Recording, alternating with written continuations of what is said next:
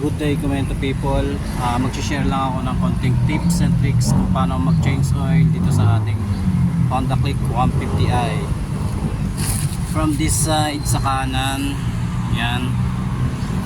Dito kaagad masisilip na natin yung nut ng ating drain plug. Mas madali nating ma-access pag dito tayo sa kanan. Tapos naka-side stand na rin yan. Hindi ako gumagamit ng center stand pag ako nag-change oil. Naka-center stand na rin para walang humaharang na center stand dito, kasi ito lang yung nut. Mas mapapabilis yung access natin dito sa drain plug. Ayan. Palawagan lang muna natin yung tornilyo. Ayan, maluwag niya pala to.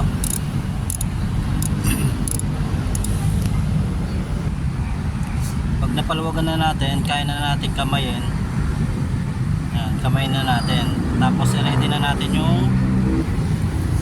natin yung ating pansala. Ayan. Ay, kamay. Paluwagan na natin gamit ang kamay.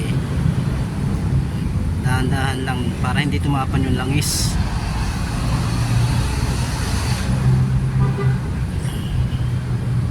Yan na. Tanggal ko na siya. Siyempre patuloyin muna natin. Magugulat lang kayo kasi kukunti yung langis na lumalabas, kasi nakatumba siya sa kaliwa. Mas marami kasing oil dito sa may bandang kanan.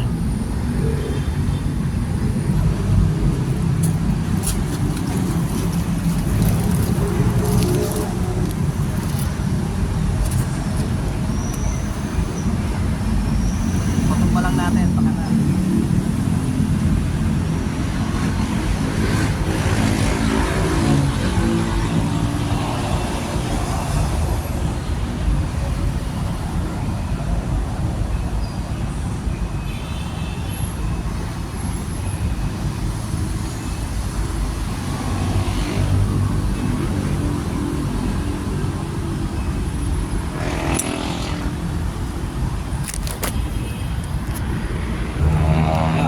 Pag na-drain na natin lahat yung langis, linisan na rin natin itong nut at syempre yung lagayan dito.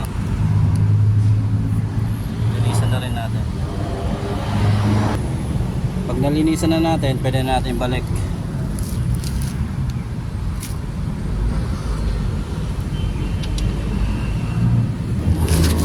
Make sure lang na naibalik nyo to bago kayo magsalin ng langis dito. Minsan kasi nakakalimutan natin, hirap na pigilin yun pagka wala yung nut dito. Masasayang ang langis pagka hindi mo na ilagay yung nut. At syempre para sa mga Honda Click, meron yung oil change indicator sa ating panel. Paano natin tanggalin yan? Long press natin yung set.